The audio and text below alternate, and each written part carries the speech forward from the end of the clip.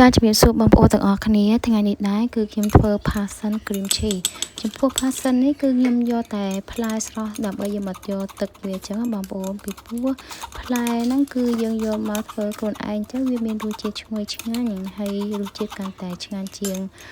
យើងដាក់ម្សៅអញ្ចឹងបងប្អូន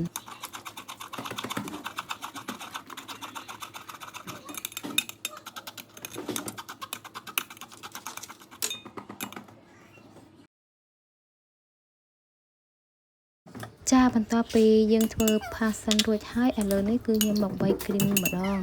ចំពោះគ្រីមហ្នឹងគឺយើងមានតែទឹកដោះគោម្សៅទឹកដោះគោហើយនិងគ្រីមតែប៉ុណ្ណោះ